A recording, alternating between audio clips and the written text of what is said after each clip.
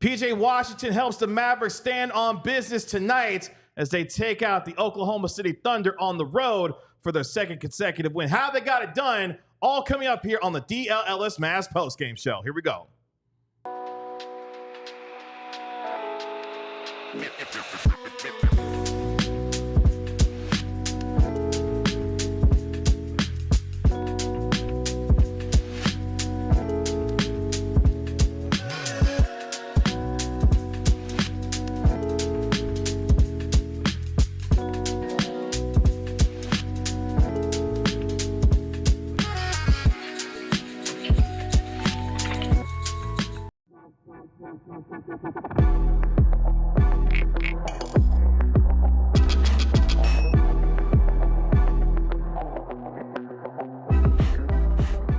Hey, what's up, DLS Mavs Nation? It's your man, Kevin Gray, alongside Mavericks beat writer Tim Cato, Mavericks analyst Bobby Carella, and our national NBA insider, Mark Stein. We are DLS Mavs, your favorite guys covering your favorite team every single game night at Kevin Gray Sports, at Tim_Cato, at Bobby Carella. And you can always dial up the Stein line at the Stein line. The Mavericks get a dramatic win on the road over the Oklahoma City Thunder as they win 121-118.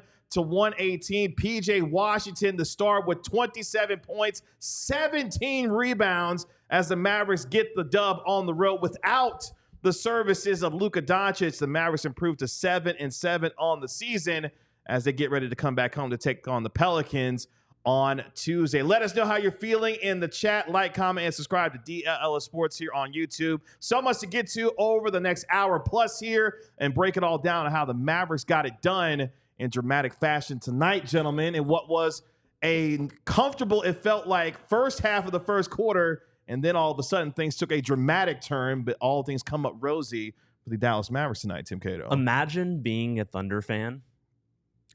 Imagine what you must think of PJ Washington. It must be like sleep paralysis demon type stuff. Like it is genuinely so funny in a just absurdist way that PJ Washington just becomes, he becomes deaf. I am deaf. I've become deaf against one specific team. I will note his first ever game as a Dallas Maverick. Who was it against? The Oklahoma City Thunder. Yeah. and here he is again. So his first game, and then that led to a very good stretch as he played and post trade in the regular season, and then famously in the in the semifinals. Oh my gosh. What I tell you, Mark Stein, cooking on super chats already. Shout out Elliot. Lou Dort, more like Lou Dork. Damn. Hey, after a win like this, we read them, baby. We read them. We read them all tonight, baby. We will be reading super chat big. Let's go. We'll get to the super chats later, babe. Don't troll us. Don't troll us. We're not trading Luka. So don't worry we about just saw John Collins do the John Collins thing against the Mavs. That is child's play compared to PJ Washington against the Thunder. So 27 points, 17 rebounds, and 2 blocks tonight for PJ Washington. Here are the other Mavs who have ever done that in a game. Luka Doncic, you've heard of him. Josh Howard, I hope that you've heard of him. Dirk Nowitzki and Roy Tarpley. PJ Washington is the 5th guy ever to do that. Shout out PJ. Shout out the Mavs for winning a game that I did not think that they would win coming into tonight, and that deserves a very emphatic I feel like crack open of a cold one. I feel like you struggle with that a little bit every time. That's all right. He got it done. By the way, who else got it done? The Mavericks got it done alongside Kyrie Irving, who had a big night as well. Let's think about it. The Mavericks were up 14 with 6 minutes left to go in the fourth quarter. It got tight as the Oklahoma City Thunder, without Alex Caruso, without Chet Holmgren, without guys in the lineup, they were able to cut it down all the way to 3 with 25 seconds left.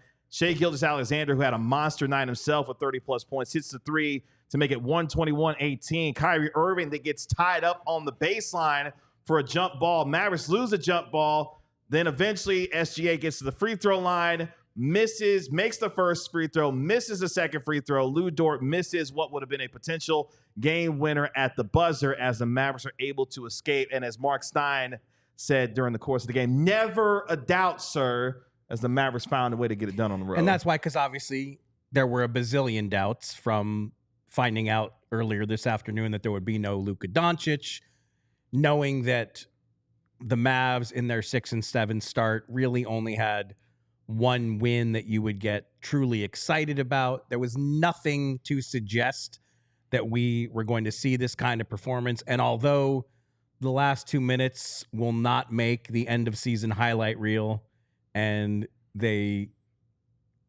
that thing was setting up like it could have been the worst possible ending. But they can throw that out now, and like to get a win with all the circumstances, you can list all the Thunder injuries, but the Mavs can stack their own set of issues very, very high, and that's got to be a giddy group to be coming home tonight with last night. I think they knew last night Luka was not going to go today, so I didn't feel like they were pouring out of the AAC to make the short trip to OKC, thinking that a win was awaiting them upon arrival. So to get it by any means, it's the win of the season. I mean, I'm not trying to read too much. Okay, I am literally trying to read too much into Luka, what he said last night. The way that he admitted he was not 100% was almost sheepish. He never, and he never does. He hates to admit that he is not 100%. If he knew, and if the team knew that at that point that he was not going then the following night, that he would not be playing in that game, that he was not physically ready to be playing in that game, it does explain the admission that he made. And it explains why he was just so bashful, where he's like, okay, guys, I guess I'm not 100%. And like that, there's nothing wrong with saying that. He is not 100%. For as much as he gets criticized for flopping and softness in some areas, certainly interaction with fans and referees, he is also somebody who guts out games and does not want to be off the court when they matter. And yeah, he wasn't able to go. And look, all season, what do we say? This is the deepest team in the league. This is the deepest Mavericks team, at least. This is a team that should be able to succeed even when, with tonight's Luka, really the first time they can back it up. Yeah. This is an example. This was the first illustration of depth really all season. This is finally a good example of what we thought this team was. Everybody, for the most part, came to play, and look at that. Yeah, we'll talk more. Best one of the season. More about how they won the game, like tactically, but spiritually. Second out of a back-to-back. Now, granted, nobody played too many minutes last night. I think Kyrie led the team with 28 minutes and 25 seconds, so it was relatively light work. But still, second out of a back-to-back without your best player, without the guy that's the head of the snake offensively, going up against the number one defense in the league by far. Yes. Right? So in terms of team attitude, disposition, feeling like you should win or can win even going into that building, we saw that from the opening tip. Pregame, J-Kidd said he wants them to play fast. I was a little worried about that because OKC loves playing fast at both ends of the floor, and they do a really good job of forcing turnovers and just making a game chaotic and picking up fouls and scoring in transition. And that kind of game can unravel very quickly, whenever you're missing Luka, who for the most part is a super stabilizing force. But PJ Washington comes out, scores 11 points like in the first 5 minutes. He hits a few threes. Clay hit a three early. Then Kyrie got going. The Mavs, who are... we think they're one of the deepest teams in the league. They're one of the slowest starting teams and one of the worst first quarter teams in the league. They had a great first quarter tonight. They did. They scored 39 points in the first quarter against, again, a defense who leads the league in defensive rating. And the Mavs at number 6 coming into tonight are closer to dead last in the league in defensive rating than they are to the Thunder. That's how good OKC is. And the Mavs just ran them off the floor in the first quarter. And whenever you set that kind of tone early, you give yourself a chance. Yeah. Can I also say... as much as they leaned on Kyrie, and he was the guy tonight, even if he didn't lead them in scoring, he was the focal point. He only played 36 minutes. And Dallas actually won the 10 minutes that he was off the court by 6. That is a testament to everybody else around stepping up. A couple big Spencer Dinwiddie threes in there that I think helped us quite a bit. Fully. The Mavericks, 39 points in that first quarter, the most points in a first quarter so far this year. Speaking to the depth that the Mavericks were able to play with tonight, 7 guys in double figures for the Mavericks. We mentioned P.J. Washington leading the way with 27 points, 17 rebounds. Kyrie Irving with 23 points in this game. Daniel Gafford, 11 points, 12 rebounds as well. What we said during the pregame show about how big the Mavericks had to play against a smaller Oklahoma City team, they did that tonight, dominating the glass, out-rebounding the Oklahoma City Thunder by a plus 24, 53-29 on the glass tonight, and were plus 11 in the offensive rebounding category, underscoring what the Mavericks had to do in taking advantage of a smaller OKC team. And Bobby, one of my favorite things from tonight and the theme that you had discussed was, hey, just throw it up at the rim. Find a way to get the shot on the glass and get guys in there to crash the boards. And they did that very well tonight and gave themselves a lot of second chance opportunities. In fact, they had 24 second chance points in this game. Yeah, against OKC, what you don't want to do is just fling it around the perimeter. It's aimless passing. They're going to jump those passing lanes. You cannot be loose with your handle. Najee Marshall got stripped a couple times in the second half, but I can't remember. I think Kyrie might have lost the ball one time, but for the most part, they took really good care of the ball on drives to the rim.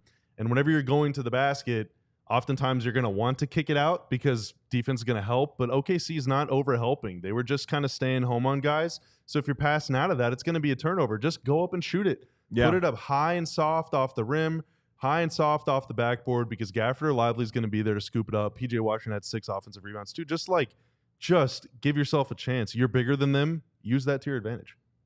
That first quarter was almost merits a segment in itself, because this has been such a bad first quarter team. 3 or 4 first quarter leads through the first 13 games, and you can't overstate it enough. 39 in OKC when they have the rest advantage. Like, this is a team, the Thunder came into tonight, not just the number 1 defense in the league, but allowing 101 points per 100 possessions. It's not going to stay that low all season, but that is in the modern NBA, that is as stifling and stingy as you can be defensively. So, okay, no Holmgren. They still don't have Hartenstein. No Caruso tonight. But they have a whole roster full of defenders. So it is still not a fun team to play. And for the Mavs to score 39 in the first quarter and then by halftime rack up 20-plus free throws. They gave themselves an incredible platform to withstand that horrendous last 2+ minutes. So, Bobby, resident Mavericks fan, how long? Sure, yeah, it's all good. Journalist Tim here, the one who wears it most on his sleeves. Yeah, I am not a journalist. He's wearing Mavericks blue currently. Well, it's not really This is closer to the head of content. Is not a journalist. That's a good point. How long did from the replay on Najee to the end of the game? How long did that feel to you? I mean, dude, I thought it lasted longer than the rest of the fourth quarter. We were distracting ourselves by just prepping for the show. It was torturous. Do you think anybody from Hollywood listens to us? Because I've got an idea. If you're in Hollywood, make sure you throw your name in the chat so we can shout you out. How about that? Groundhog Day, part 2. But everybody who watched that game wakes up and has to watch from the start. Please don't make me do of that replay against Najee to the end of the game. No. And you just got to do it on loop over and over and over again. No. Dude, it would set records. I don't even remember what happened in the game now. Yeah, the last 20 seconds took an hour. The last 2.5 minutes of the game felt like 20 minutes. There was 90 minutes of basketball. About 46 minutes were played. And then there was 90 minutes of the final 2 minutes of the game. Never a doubt. A 3-hour game. And to Mark's point about the free throws tonight, the Dallas Mavericks went 30 of 36 from the free throw line tonight. And while Oklahoma City went 19 of 25. So just speaking to the amount of times that the Mavericks were able to take advantage of getting to the free throw line and being able to capitalize on it. And again, in this game, without Luka Doncic on the second night of a back-to-back, a home road back-to-back, the resiliency and the quick start for this team that they were able to set a tone with, especially with P.J. Washington's aggressiveness, which we'll get more into as the rest of the show goes on. He was the one that came out looking for his shot early, knocked down a couple of threes, had a nice spin for a floater on the baseline. P.J. Washington, give him a lot of credit for being able to come out here and do what he apparently loves doing best, which is beat up on the Oklahoma City Thunder, showing that he might be the new owner of the Thunder at this point, by the way, that he's been playing against them, especially, of course, in the playoffs, and now, of course, tonight in a big win for the Mavericks. So, again, Mavericks win 121-119. P.J. Washington, the star on this night. More on how they were able to get this done throughout the course of our show. In fact, coming up next year on the DLLS Mavs postgame show, how the Mavericks beat the best team in the West. We'll break it all down here next on the DLLS Mavs postgame show. So it rained quite a bit toward the end of that game down here at our DLLS studio. There was an unnamed location. There was no thunder, but there was quite a bit of rain, and it's also it's getting a little cold outside. And I need a hoodie to stay dry, and I need a hoodie to stay warm. And there are no better hoodies than the performance hoodies from our friends at Rhoback. It's quite simple. It's the best fit. It's the best feel. The quality of the gear just speaks for itself. Fall is right around the corner. Heck, fall is here. So what better item to prepare for the season than adding one of their performance hoodies to your closet? They're the softest items they offer, and you won't want to take them off, even if it never gets any colder than it is right now, which I sometimes have serious doubts about. Use the code DLLSMavs20 on Rhoback.com for a generous 20% off your first order. That's spelled RHOBACK.com. That's 20% off all polos, hoodies, and shorts with code DLLSMavs20. Make sure to check them out, and they will have you ready for whatever travels or activities are on your horizon. Let me talk to all my ball knowers here. I got plenty on set with me. I know that you're a ball knower as well because you got the Sleeper app, the app that you've known for hosting the best fantasy football leagues in the game. Now allows you to put your knowledge to the test by picking whether your favorite or least favorite players will have more or less than their projected stats each week. If you picked P.J. Washington to have more than 20 points tonight, you were a winner because P.J. Washington dropped 27 on the Oklahoma City Thunder in the win. So if you think you have what it takes, make sure you download the Sleeper app and use code DLLSMavs to get up to a 100% match on your first deposit, up to $1,500. Again, new users can now get their first deposit matched 100% up to $1,500, the largest deposit match offer ever. Don't forget, terms and conditions do apply. Make sure you see Sleeper's terms of use for details. Currently operational in over 25 states, so make sure you check out Sleeper today. How the Mavericks beat the best team in the West, taking out the Oklahoma City Thunder as they win 121-119. P.J. Washington's 27 points, 17 rebounds, the star of the night for the Dallas Mavericks. But gentlemen, let's get into it. How the Mavericks beat the best team in the Western Conference, Bobby Carella. You got to start with personnel. OKC is down all of their bigs right now. They're oftentimes playing 0 players taller than 6'5" or 6'6". Now, they compensate for that by having a lot of speed, a lot of feistiness on the defensive end, and a lot of guys that can attack you from various angles on offense. And so it's very difficult for most teams with effective size to say, well, I'm just going to play, I'm bigger than you, because on defense, OKC is going to punish those guys. They're going to drag your slow big man out to the perimeter. They're going to take him into the deep end, and they're going to punish him. Shea's going to get the switch, and he's going to score, get you in foul trouble, get you off rhythm, get you out of the game. But the Mavs have a guy named Derek Lively who was switching on Shea at various points throughout this game and was doing really well. They have P.J. Washington, who has a really good float game around the rim. He was scoring in the post. He was facing up guys, being really aggressive. Early, seeing some 3 balls fall was, I think really good for his confidence, but his touch around the rim is really good. Najee Marshall, 6'6", 6'7", long wingspan. He's got really good touch around the rim. And all of those guys are versatile and quick and switchy on the defensive end. So the Mavs are able to have effective size on offense without giving up too much on defense. And that's where it has to start. If you're going to try and play you're too small, it has to start with having effective switchable wings and bigs that can take advantage of those mismatches on offense without giving up too much at the other end of the floor. So, Bobby, a stat or a collection of stats called 4 factors. Yes. Right? So it's essentially 4 advanced numbers, but it's not high-key stuff. It's not formula stuff. It is taking what's in the box score and turning it into usable numbers, percentages. And you just look at what Dallas did tonight. So they were the less efficient team. They did not shoot as well as the Thunder. The Thunder are, they're playing all guards out there. It's not even that big of a surprise. The Thunder are a hyper-efficient, they're the best team in the West. They're going to make shots. You have to make that up somehow. And the obvious way is that you're going to go get your misses. If you get, it doesn't matter if you're less efficient, if you're shooting more times. Dallas was 98th percentile. For every 5 shots, more than 2 of them, they were getting back, getting offensive rebounds, taking another shot. That is a very simple, easy way to, just brush aside some inefficiency and say, look, we're bigger than you. It's a personnel-based thing. Oklahoma City, the other thing they do so well defensively is turn you over. They have the best hands in the league. This is a very, very, very good team.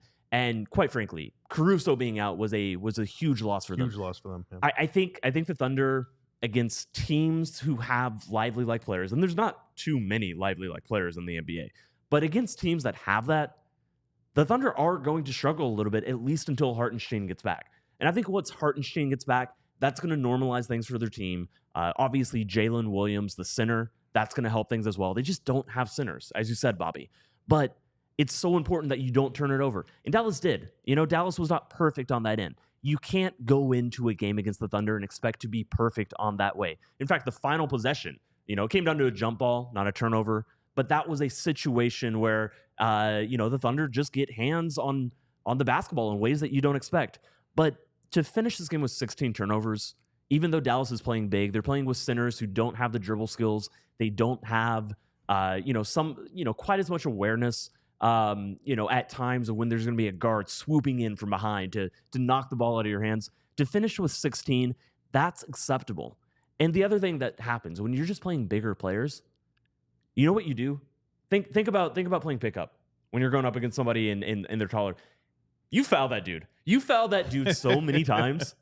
36 free throws is a lot. That equals out to a free throw rate, one more of the 4-factor stats of 35.7% and 97th percentile. So Dallas is maxing out in these 2 stats, offensive rebounder rate and free throw rate, and they're doing enough, not turning it over. That to me is a recipe to beat this Thunder team when they're down all these players. Look, the Thunder are amazing, and they're going to get their players back. We'll see about Chet. The idea is that he's going to be back later this season. They are going to struggle without him, and they're especially going to struggle against teams like this. You know what the game looked like? It looked a little bit like it was just weird to watch because Dallas always had taller players, often 2 taller players. It looked like when a team just plays 2-3 zone for the entire game. It just looked like there is something off, just a little bit off about what you're watching. And what it was is that Dallas just always, for every second of every possession for 48 minutes of the game, had taller players, and you could just see that size show up over and over and over again. Not every team can do that. But the teams that can, you can hurt Oklahoma City, this limited version of Oklahoma City, you can hurt them that way. They just had a very clear and coherent game plan. It was just go to the basket. It was very stubborn, persistent, no matter what is going on, just get through your man, go to the basket, and throw it up. I mean, it was an energy win, too. I mean, there was, when you see them play like this with the adversity of not having 77, it's what made the Utah loss so shocking because every other game on the road, they've just been so much more locked in on the road than they've been at home. And this was another example of that where they played with a ton of force tonight despite not having Luka. And that's the thing. And on the second night of a back-to-back. They weren't handed the 36 free throws. They earned a lot of that. Yeah. Pounded Oklahoma City on the boards. And just that was the pathway to win, given the circumstances. No Luka, second night of a back-to-back. And so that's, again, why I think you can throw out the ending because, they survived. Okay, the ending was not good. But another secret thing that really helped them tonight? It's going to sound so dumb. Entry passes. Spencer Dinwiddie made some really nice ones. How many good entry? So look, if you're taller, you're going to have your big ceiling. You're going to have the guy run to the rim and be like, too short. And just, go get the post positioning. Oklahoma City has the best hands in the league. So many of their guards, even though they're shorter, are still long enough to reach around, poke balls away. You have to deliver that pass in there if you're going to get the easy point out of it. And you also have to be very aware, very quick. Derek Lively, he had a jump hook where he pivoted like 4 different times until he kind of floated that in there. But there's also instances where Daniel Gafford, PJ Washington was also really, really effective in the post, where they were just quick and decisive. Decisive is the word. Because if you're not decisive, at some point, these ball hawks, these really impressive ball hawks, and again, it looks a little bit different if Caruso is out there, but these guys are going to be coming, just crashing in there, and all of a sudden the ball is going to be out. It's going to be rattling around the court, and yeah, that's exactly what the Thunder think they could do to you. And against, since Chet Holmgren went down, even while playing small, they've done that to some teams. Yeah. But there was a game plan. There was absolutely a game plan. And, how many times was it? How many times was it just a big man, in the middle of the lane?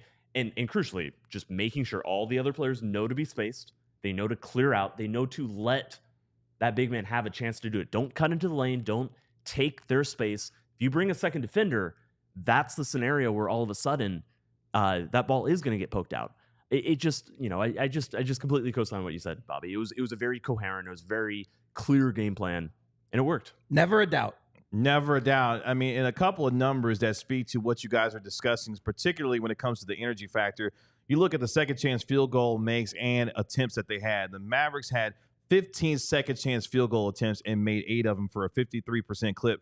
The Thunder only had 7 second chance field goal attempts and only made 2 of them at a 28% clip. And to the point about making sure that you're limiting easy opportunities for the Thunder who like to get out in transition, Oklahoma City only had 6 fast break points in this game. So your ability to close out possessions and ensure that you're getting back on defense on makes, but also limiting them in terms of the opportunities to be able to get easy buckets as well. I thought the Mavericks, from an energy standpoint, the way that they collectively, as Mark discussed, put their stamp on this game with their will and their force, that showed up in a lot of these numbers based off of what they were able to do and keeping a very athletic and a very quick and a very stingy defense when it comes to Oklahoma City. I thought the Mavericks came out and played the kind of game that they wanted to based on the personnel that was available to them, and they executed that to perfection in this game. Kevin, it's really hard to get a ton of second chance points and contain the other team in the fast break. Yes. Normally, if you're just crashing the glass with all your might, you're sending 2 or 3 guys to try and scoop up second chances, and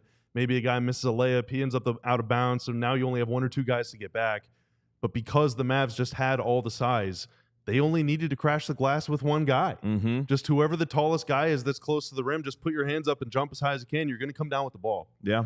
So they were able to have 3 or 4 guys go back in transition and not risk getting burned the other way. And that's really tough to do against OKC in particular because they're a top 5 fast break team. Like, they get out in the open floor. They got a bunch of guards. All of them can dribble. All of them can shoot. Like, all of them can pass. They're really, really tough to contain. So, again, that size just mattered so much. And then defensively, it was kind of the same thing.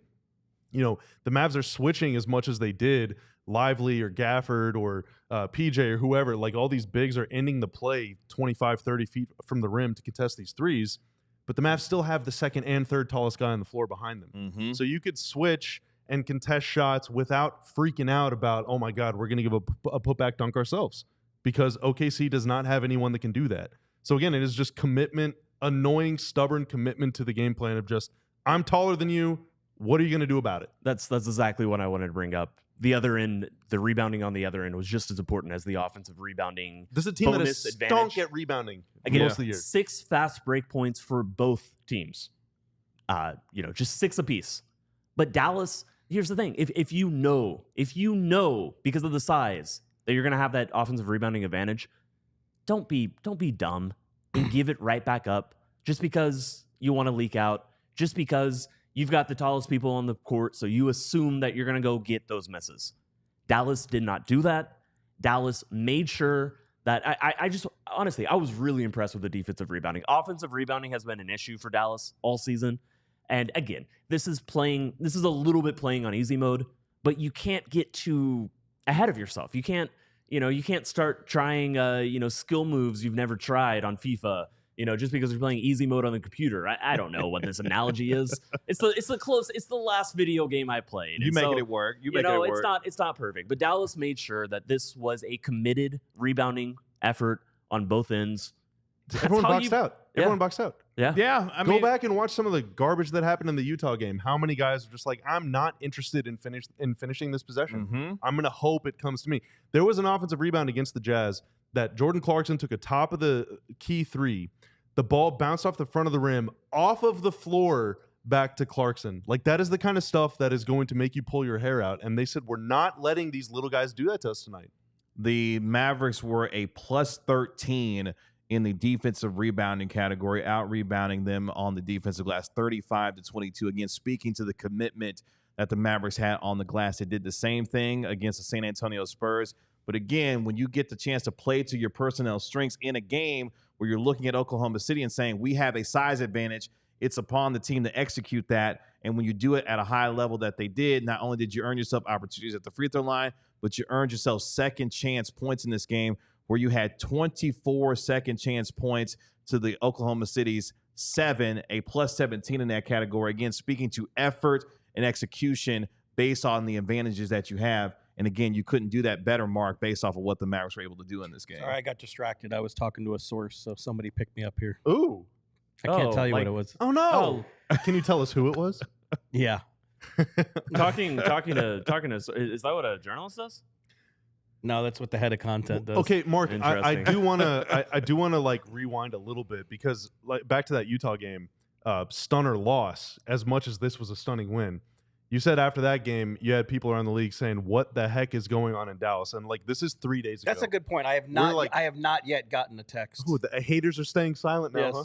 But it's just like 3 days ago, we Right. thought that the sky's falling, the season is over, this team sucks, fire Kid, trade Luka, Kyrie is washed, like, and now all of a sudden it's like they just beat the best team in the West. And this was the only game on today.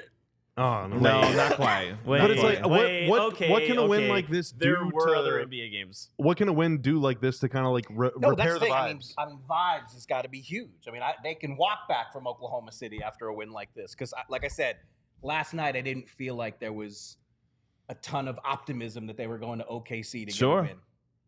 And they found a way to get it done. That is how the Mavericks beat the best team in the West with their 121-119 win, their second straight win, and completing their home road back-to-back. Coming up next here on the DLS MAVS postgame show, what the turning point was in this game and how these role players for Dallas really stepped up in a big way to take out the West's best team in the Oklahoma City Thunder. All that and more coming up next here on the DLS MAVS postgame show. What do you guys know about Shady Rays? There's some cool sunglasses. Do you know that it's an independent sunglasses company offering a world-class product rated 5 stars over their 100,000 people? I do now. I bet you didn't, but now you do. I And do that's an now. important thing to know because their shades have durable frames and crystal clear optics, making them the perfect choice for all outdoor adventures. Did you know they have hundreds of options to choose from? Hundreds? So you're bound to find your perfect pair to match your style. They probably have a style in your favorite team's colors. So exclusively for our listeners or you, Kevin Gray, Shady Rays is giving out their best deal of the season. Not their second best, not their Of the entire their best season? deal of the entire season. I think that probably means like the seasonal season. Got it. But Got it. we can also assume that probably means the Maverick season. So head to shadyrays.com and use the code DLLS for 35% off polarized sunglasses. Try for yourself the shades rated 5 stars by over 300,000 people. I have to tell you about this game-changing product I use before a night out with drinks. It's called Pre-Alcohol. Z-Biotics Pre-Alcohol Probiotic Drink is the world's first genetically engineered probiotic. It was invented by PhD scientists to tackle rough mornings after drinking. Here's how it works. When you drink, alcohol gets converted into a toxic byproduct in the gut. It is this byproduct, not dehydration, that's to blame for your rough next day. Pre-alcohol produces an enzyme to break this byproduct down. Just remember to make Z-Biotics your first drink of the night. Drink responsibly, and you'll feel your best tomorrow. Every time I have pre-alcohol before drinks, I notice a difference the next day. I am old and washed, but I can confidently plan on feeling great without worry. I kept hearing about pre-alcohol and wondered what it was actually like. And now that I've tried it, I believe the hype. And with their GMO technology, they will release different products that help address toxic byproducts of modern living in the gut. Go to zbiotics.com/DLLSMavs to learn more. You get 15% off your first order when you use DLLSMavs at checkout. Z-Biotics is backed 100% and back guarantee. So if you're unsatisfied for any reason, money back guarantee. Sorry, they'll refund your money, no questions asked. Nearly 400 people watching here on our DLS Mavs postgame show. Make sure you like, comment, and subscribe to DLS Sports while you're here. We really appreciate you hanging out with us here after the Mavericks get the win tonight, 121-118 on the road over the Oklahoma City Thunder without Luka Doncic tonight, as the Mavericks were able to do it with PJ Washington's 27 points, 17 rebounds, and a massive game for him in this game. Dude, how we feeling? There's Thunder. Almost 400 people hanging out with us right now. What's going on? How we feeling? Let us know how you're feeling. We're going to read some of these throughout the course of the show as we're still hanging out here on the DLS Mavs postgame show. Only 400 people care about the Mavericks. I think there's quite a bit more than that. We're tell going your friends, tell your enemy, tell your Thunder fans, come hang out with us. Tell your enemies. Look, man. Yeah, tell them. I don't know exactly what it's like. Look, if you're a Mavs fan, like if you really care about the Mavericks, wouldn't you be here? For sure. And again, I'm sorry. I'm just a little confused. And I said 121-118. I meant 121-119 as far as the win is concerned. The 2-point win over the Oklahoma City Thunder. So let's break this down in terms of how the Mavericks were able to get it done, especially with their bench. Their bench tonight outscoring the Thunder's bench 50-25, wow. A plus 25 in tonight's game. You look at some of the guys that had big nights in this game. Najee Marshall had 13 points in this game. How about Jaden Hardy going 6 of 9, 13 points on the attack, getting to the rim? I thought played really well offensively and was ready to give them a punch off the bench. He was +6 in this game. Daniel Gafford, we mentioned, 11 points, 12 rebounds. Spencer Dinwiddie hit a couple big threes in this game as well. In fact, back-to-back threes in that fourth quarter. He had 10 points as well. A lot of guys with a lot of contributions, and you need that in a game like this when you're down your superstar to be able to win a game like this against the best team in the West. 50 points off the bench for a team that, how many times on the postgame show after losses are we just sitting here, Kevin, you and me, like, okay, I'm looking at the box score. This guy had 4 points. This guy had 2. This guy didn't even take a shot.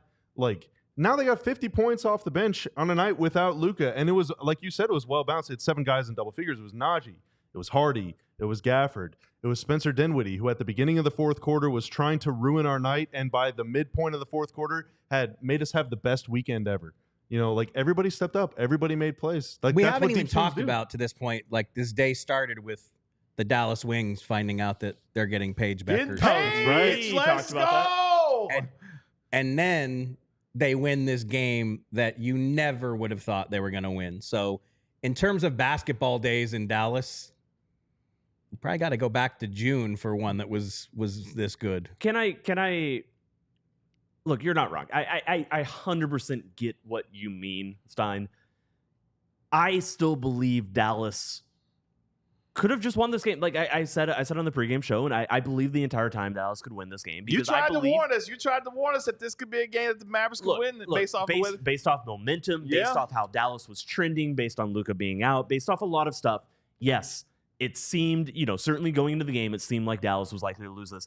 I stand by the fact that, along with my preseason expectations, this is one of the best teams in the Western Conference. That they might not have a better record than the Thunder, but I am not convinced that they are a worse team than the Thunder when it comes down to it. I'm not convinced for sure that the Thunder aren't a better team. They might be a better team. They're probably going to have more wins. We'll see with all the injuries. But this was a limited team. This is a team heavily affected by the players. With hindsight, I'm going to agree with you, but because I said it on the pregame show. I'm just saying in general, seeing the performance that we witnessed backs that up. Right. That the Thunder has generated all kinds of hype because of their ridiculous start, all the ridiculous numbers, the turnovers they force, that they guard you before you get off the bus, like all of that rep.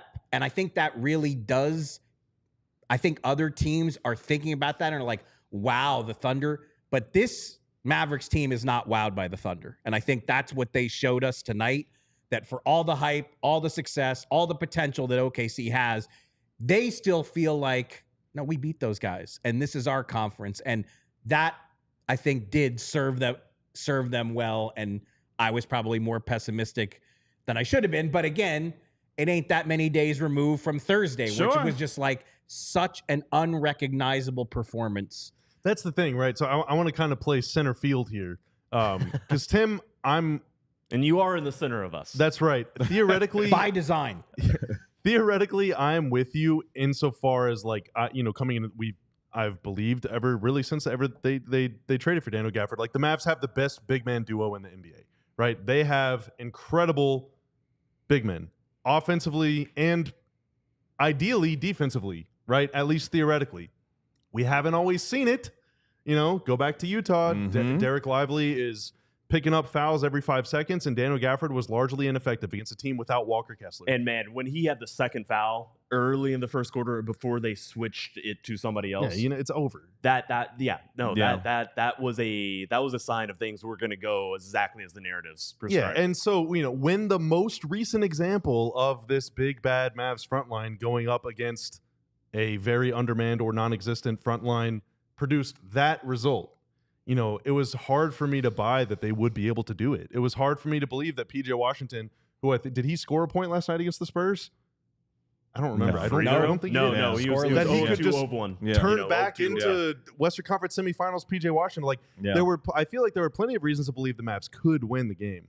But whenever we've seen all of these advantages that we thought or that we said they need to be able to exploit in order to win this game, I didn't have a lot of reason to believe that they would actually do it, because every time we've expected them, like going to Phoenix, they should win this game. They lost. Going to Utah, they should win this game. They lost. Any of those other one-shot games, they were winning late, or they were playing a team that was shorthanded themselves, or on the second night of back-to-back themselves, and they were still finding ways to lose. Like, I feel like even though they could have won, it was still really unexpected to actually see it happen. One of my favorite moments of this game came in the third quarter. Now, the Mavericks had pushed their lead to what was 73-63. Quentin Grimes knocked down a three-pointer with just under 10.5 minutes left to end the third quarter. The Thunder were able to close to what was a 2-point deficit to make it 75-73 with less than 8 minutes left. But the Mavericks pushed the lead back up to 9 at 86-77 with 5 minutes left on something not we see very often. Maxi Kleber attacking a closeout, driving baseline, and dunking Throw it down. putting it up 9 for the Mavericks. And that was a moment to me like, okay, these guys, in a lot of ways, obviously PJ Washington locked in from the very beginning. There were other guys that were locked in, but Maxi's aggressiveness, attacking in that moment, showing no fear to be able to have a guy make that kind of drive. Again, one of my favorite moments in this game in the third quarter, where at one point, Mavericks had 4 turnovers in 5 possessions and looked like they were trying to give the game back a little bit based off the way that it was happening, but they were able to stabilize themselves to be able to take a lead into that fourth quarter. And by the way, you mentioned Daniel Gafford and the way that the big men have been playing over the last couple of games, especially. Daniel Gafford, how about this? His 7th straight game with at least 10 points. That is a career high for him as far as the production in the points category for Daniel Gafford. So again, underscoring the way that he was able to help along with PJ Washington and Derek Lively in this game, be able to dominate on the boards. At one point, the Mavericks were up 14 in the fourth quarter, using the first 6 minutes of that fourth quarter to outscore Oklahoma City 15-6. That got them that 14-point lead, able to hang on down the stretch. It got hairy, obviously, toward the very end, but I thought that third quarter was very big for them to calm things down. And then the unlikely drive of Maxi Kleber being able to finish it off with that dunk was what really was more unlikely, the Moxie dunk off the closeout or those back-to-back Dinwiddie threes? Oh. Yes. 2 in a row. Yes. 2 in a row. I mean, Maxi. I don't want to be like big, like generic sports talk guy, but again, there were so many guys on the Mavs that stepped up tonight that either have been like non-existent lately or have been going through it at either end or both ends. All of them pretty much played well. All of them had moments.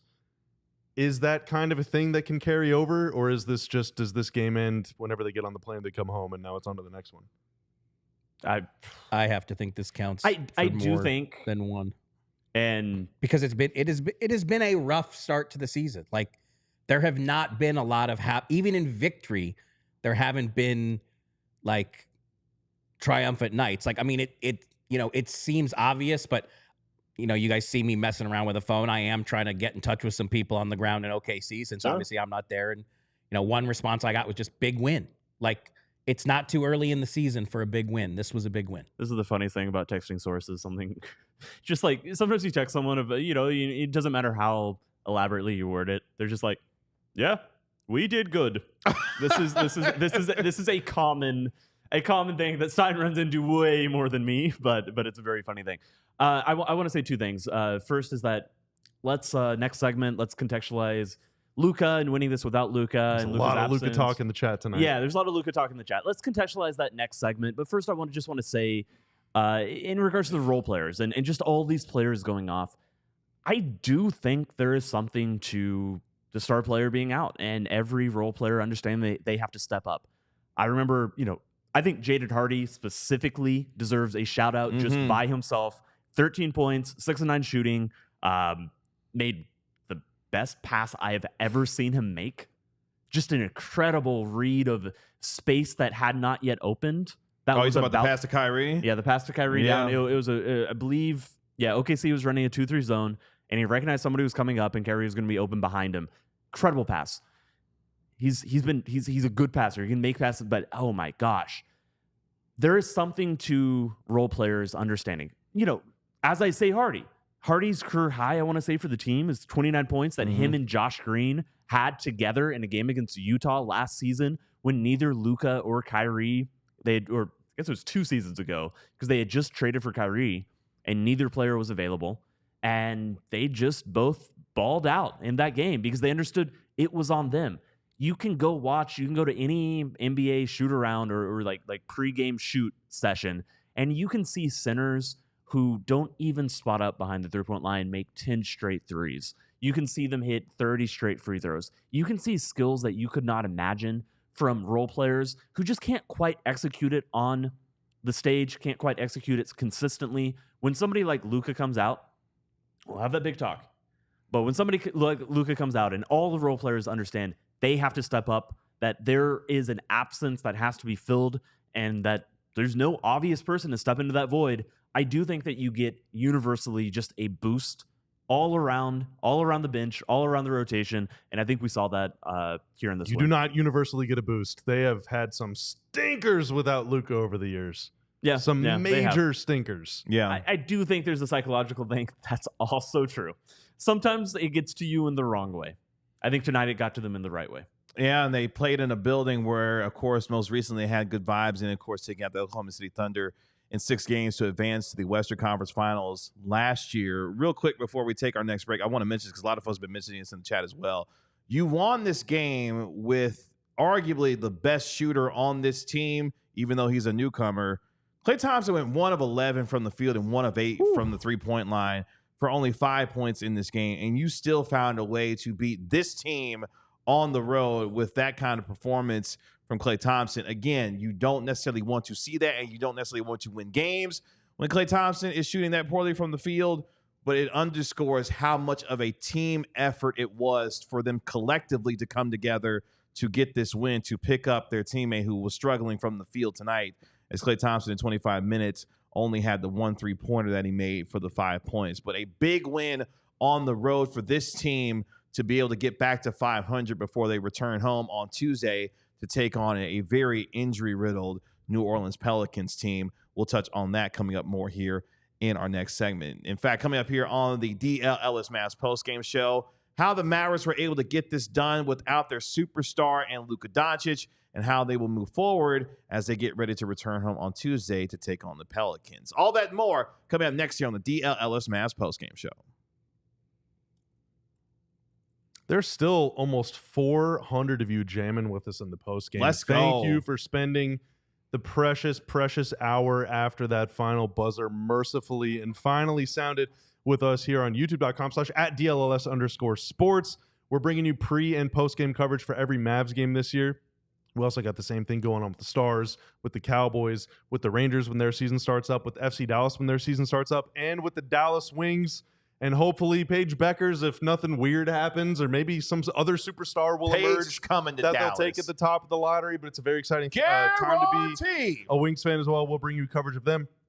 But if you want to take your support for what we're doing here one step further, you can either go to alldls.com/diehard, click the link in the description, or scan. Oh, I don't want to go over where you are, Mark. But there it is. Mark can point to it. There you go. You can scan that QR code on the screen. Look on the screen, I did the same Mark. thing, right? Look, so he's actually look down. You got something on your shoe, Look at the screen, Mark, and point down. Look at the screen. Believe it or not, we're actually 3-dimensional people. Oh, Yes. no, anyway, so you go right. there Here in the and studio. you can become what is known as a die-hard.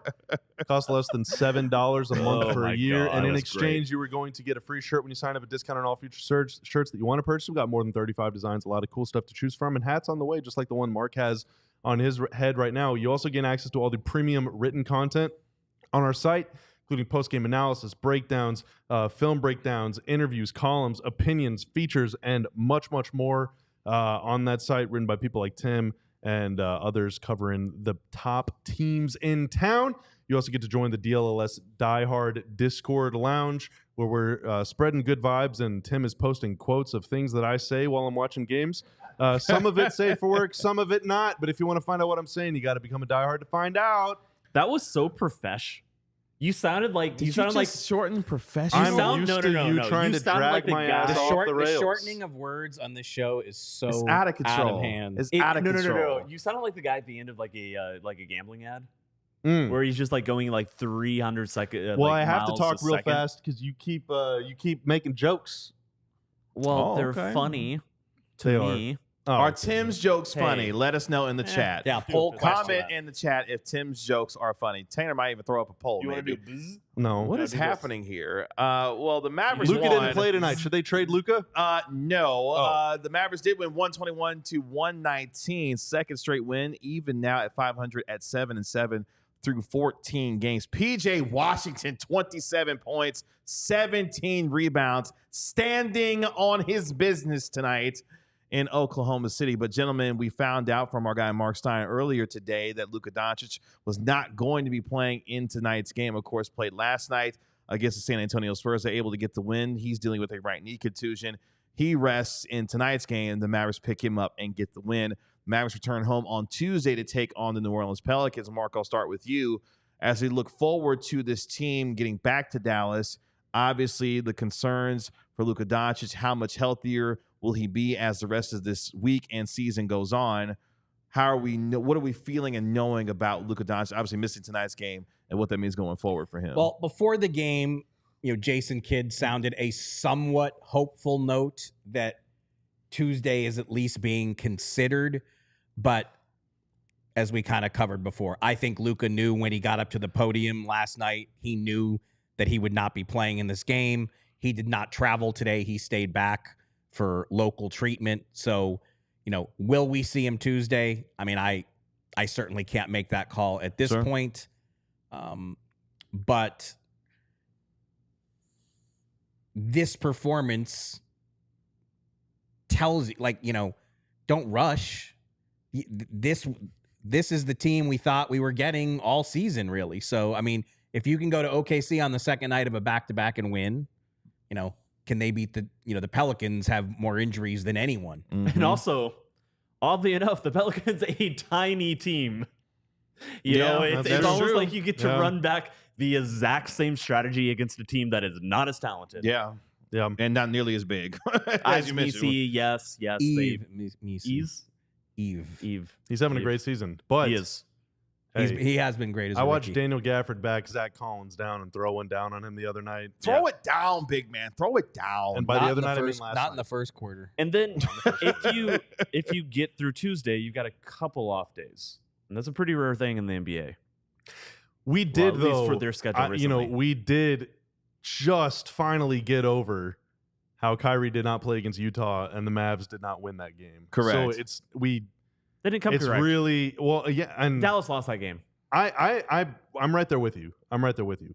But until I see evidence that this was some sort of turning point, I'm a little spooked. Now, last night, but it's not resting for no reason. It's like Luka is actually he genuinely clearly is not able to be 100%. himself. Yeah, and like last night, that's a different thing to me. Yeah, and last night on the postgame, I was like, Mark, I am a little spooked. Should I be spooked? And you said it's too early to be spooked.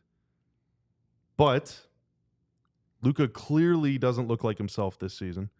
The Mavericks were a lot faster tonight. Granted, personnel and styles make fights and all that stuff. But I don't know. Is it the responsible thing to do if he needs more time, then give him more time? Yeah,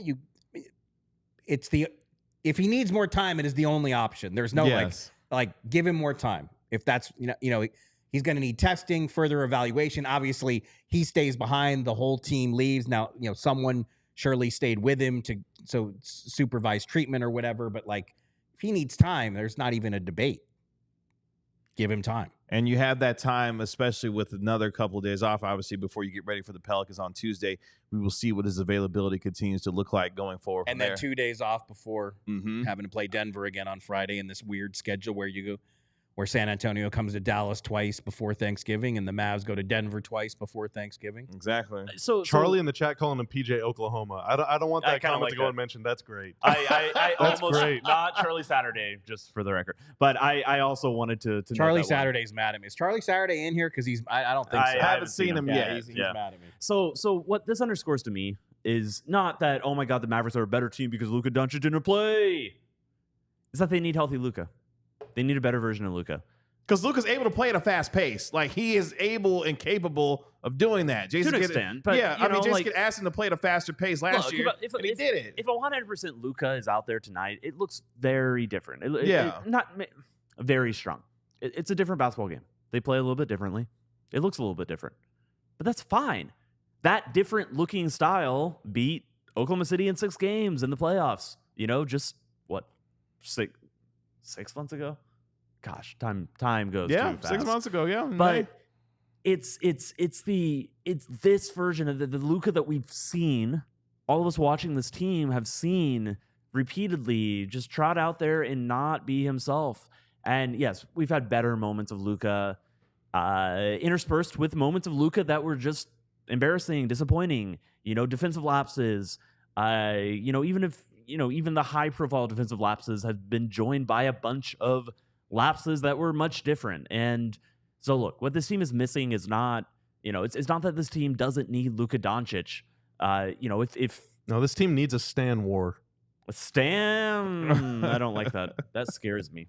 I don't want to know what those words mean. Oh, it's Luka people versus Kyrie. I don't want to know what Stan means, but also in an ideal world, I don't want to know what the word war means. But we don't live in that world. But yes, the point here is that you're not a better basketball team without Luka Doncic on the floor. And if OKC is fully healthy, this is not a Mavs win. This is not a Mavs win without Luka if Oklahoma City has everybody at their disposal. I know Luka's not just going to heal overnight. I know that Tuesday, whatever is plaguing him, it's not probably going to be something that just fixes itself if he sits out until Friday at 6 p.m. But the more Luka can get right within the confines of the season, if he can tick up, this is not how injuries work, but if he's at 82%, and if sitting out till Friday gets him up to 89%, and then playing that game only brings him back down to 87%, that's a net win. Again, that's a very unscientific, physiological way to look at injuries. It's not how they work. But if that helps, whatever percentage points you can get him to tick up. And look, if the Dallas coaching staff really looked at him and assessed whatever he's working with, whatever he's dealing with, however much of it is self-inflicted or not. Because yes, that's part of the equation. And I know a lot of people in the chat have been pointing that out. Yes, to some degree, we don't know, but it has been self-inflicted in the past. It doesn't matter. The logical thing to take from this is that, okay, the scenario is that Luka is not at his best right now, and that Dallas needs him to be at his best. Does he bear some blame for that? Sure. But that's not something you can address right now. Right now, what they have to do is address how to get him back as close to good as they can. And that's the best version of this basketball team that can exist. That's what they need to do. And whatever reason you may feel like Luka's hurt, or whatever reasons you may assign to why he is injured, it doesn't matter at this point. The point is that he's got to get healthy enough to be able to play at the kind of level that he's capable of, which is an MVP-like level for this team to get exactly where they want to go. Because I see you in the chat talking about what he is and what he isn't based off of his weight and how he's hurt because of his weight or not. That doesn't matter as long as he's available when this team needs him. And to Mark's point, however long that takes for him to get right, that to me is what matters based off of where this team has to go and the aspirations that it has. They cannot be able to sustain the kind of winning that they want to do without 77 on the floor. So however much rest he needs to get, that's how long it needs to take before he gets back onto the floor for this team. Let's not avoid the very, very, very ultra obvious reality of the situation, which is every time Luka doesn't play 31, 32, however old he is, Kyrie Irving has to play 10% harder. He played 36 minutes tonight in a game where everyone else on the team was cooking. Kyrie's minutes are going to be out of control for every game Luka misses.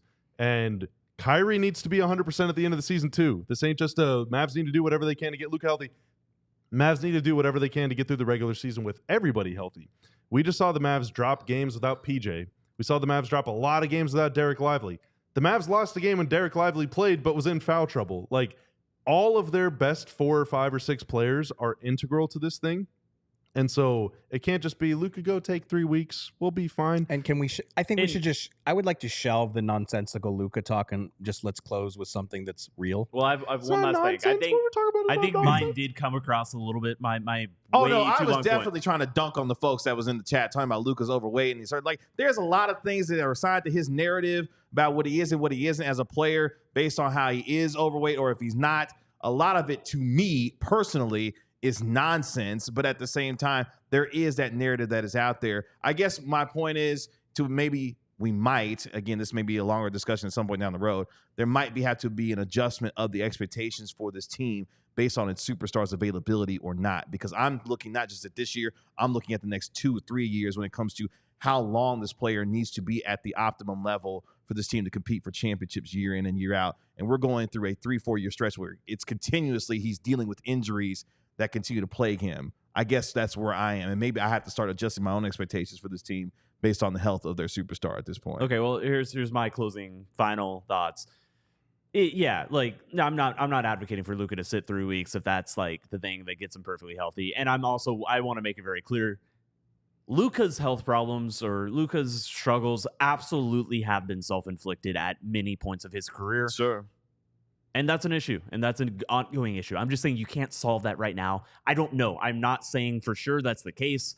I am just saying that he's not himself, and if you can steal a game here and there a little bit, but he's got to be out there. I fully agree with what Bobby said. There's not a scenario where he can just go, take vacation for, a month, a sabbatical, something like that. I'm not saying anybody, I think my comments went, skewed a little bit in that direction. So I just want to clarify, if you can steal a game here and there, if you can sit here and there, obviously it made sense to sit him tonight. And I think Dallas probably doesn't win if this limited version of Doncic is out there, but it's a bigger context to have. I also think that eventually sounds like forever, I think we're going to see the best version of Luka Doncic that we're used to seeing in January, just like we always do. And we have and we will, and Lord knows the chat will always be having a conversation, whether it needs to last or it needs to wait until January every year. But I think we're going to see it then, and hopefully sooner. That's it. They owed themselves a performance like we saw tonight. Agreed. They delivered it. Yeah. And it's too late now. We basically run out of show, so we can keep going forever. How many people are still in here? We'll save that for tomorrow. But the centers, like, has this sorted? 360 people are still in here. Has this sorted itself out? With, Gafford looks better in coming off the bench. Lively is now starting. That should be put to bed. Lively needs to be the starter. Yeah. No, I think that's what these last few games have kind of sorted out and solved. So that seems to be a significant development. Bobby, what was PJ the PJ proved that he should be the starting 4 over Maxey. Has that been decided as well? I kind of think that Quentin Grimes, I think Luka off the bench. Quentin Grimes as a starter. That's how good of a win it was for the Mavericks tonight. Plus 12, minus 12, by the way. For the, do we have time for do we have time for an announcement? Yes. Can we close with an announcement? We Yes. do. Okay. So it has been suggested on occasion that I am unnecessarily hard on young Tim Cato. What? Which is all, it's all for show. It's all for ratings. You've only been... Come on, Stein. Now you done blew the bit, man. Now you done blew the bit. It has also been suggested that I have beef with GM Ben, which is totally real. That is 100% factual. Oh, we all have beef with but I don't have. Look, I love you, my GM Ben. Trust me, I'm here for you. So I've been thinking about these things, and I was like, I need to do something special to to make the vibes better here. So I'm not going to give it all away. Okay. The guy to my left might know a little bit about this. He's not allowed to say a word. Which guy to your left? This guy right here. Okay. I don't know what he's about to Three. say, but if he says something you already know, just pretend like you don't know. The Corellustrator. Santa Stein is working on a really special gift for all of you. Oh, okay. I don't want to give away too much. Is it Klay Thompson? I don't want to get. I'm not. The sailor hats? I'm not even gonna entertain hints. I'm just gonna say. I think it's really gonna be fun. It's gonna be fun for the show. It's gonna be fun for our wonderful guests who join us. Who join us every show. It's a brand new car. I think it's gonna bring amusement and joy to the set.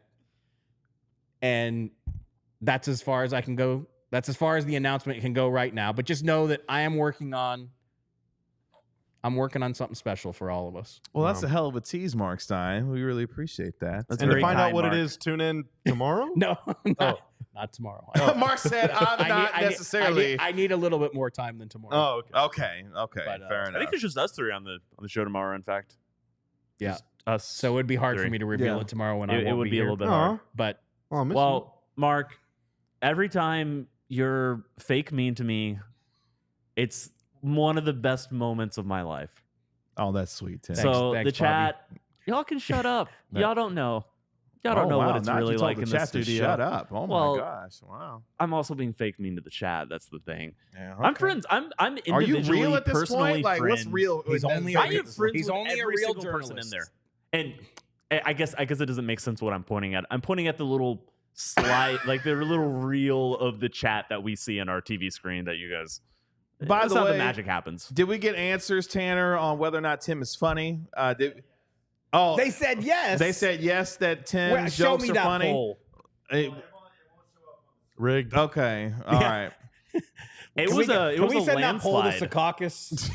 It was So they could review it for half an hour. Did Ann Seltzer? Wow. That's Where was the other 1% then? 99%? All right, cool. I guess we got some hanging chads out there somewhere. Cool. All right. Well, how does it feel, chat, to be on the right side of history? Is that what it is? Yeah. Okay.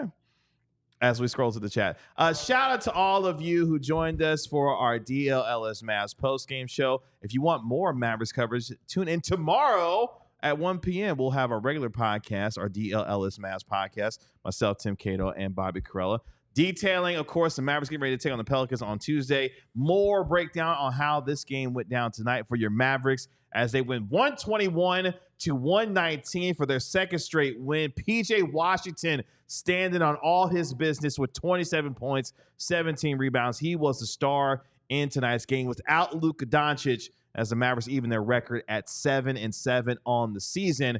Great road win for this team as they get ready to return home on Tuesday. Again, tune in with us tomorrow at 1 p.m. for our regular show, the DLLS Mavs podcast at 1 o'clock. For our guy, Mark Stein, Bobby Carella, Tim Cato, I'm Kevin Gray. Appreciate all of you once again for joining us here on the DLLS Mavs postgame show. We'll talk to you tomorrow at 1 p.m. on DLLS Sports. Y'all be good. Peace. We all silly like the mayor.